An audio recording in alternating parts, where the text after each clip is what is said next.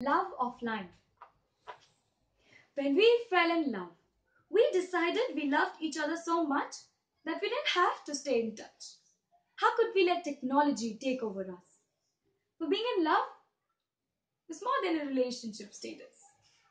We decided that WhatsApp wasn't our thing.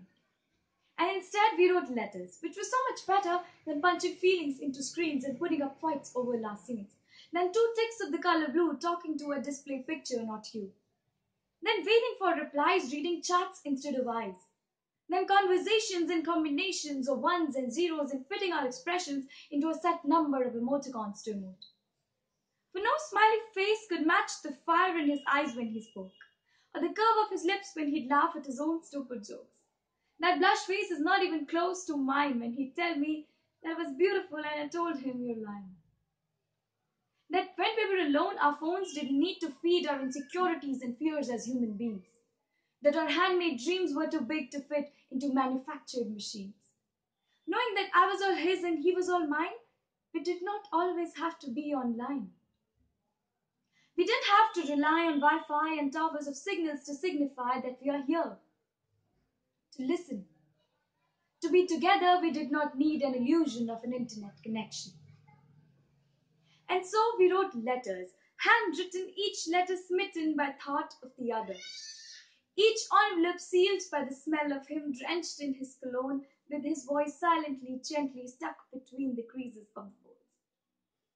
As the symmetrical piece of scattered silences, I'd hold and unfold the pale paper, I'd trace the ink with my fingertips, touching words just as they were when they left his lips.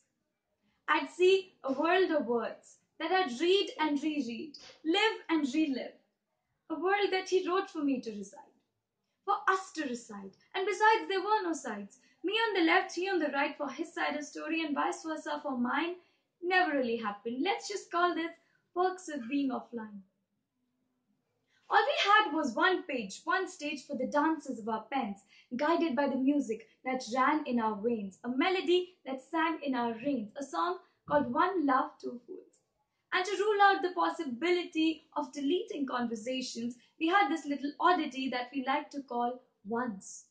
We'd write and strike whatever word we felt wasn't right, allowed to cut paragraphs and sentences whole but write it in one single go, and never change the page, just to make sure that every line was aligned with the mess inside our minds. They weren't letters, but stories hidden between scratches, strikes, and scribbles. And mine, they were just riddles, meant to assume words actually were what you thought they were. He said that my letters were his favorite puzzles, that he'd sit down and solve. Not knowing what you're looking for, he said. But knowing what you're looking for is worth looking for, he said.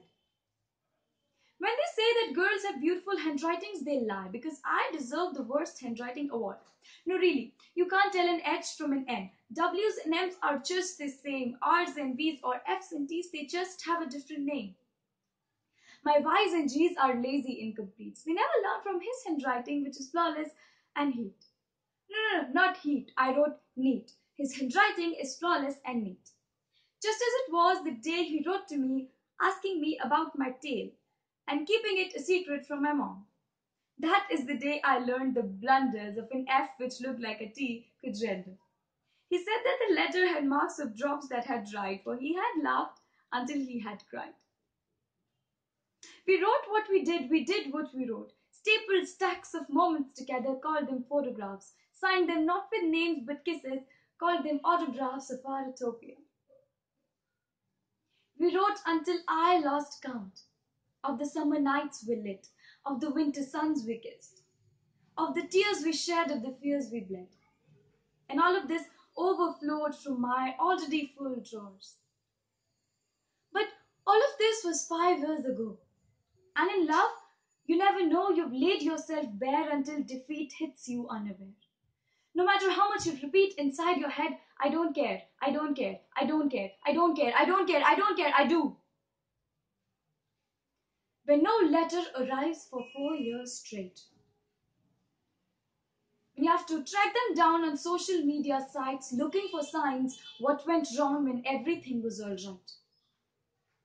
For reasons of not answering calls of these sky-high walls like the ones in my mailbox that echo a wait, that refuses to end, send me one letter explaining the absence of many, any answer would do to the question that we are. But then one day, one ping breaks my beliefs like a glass that slips your hand and breaks and takes shape of a million different pieces, a thesis of a perfect past and broken tomorrows.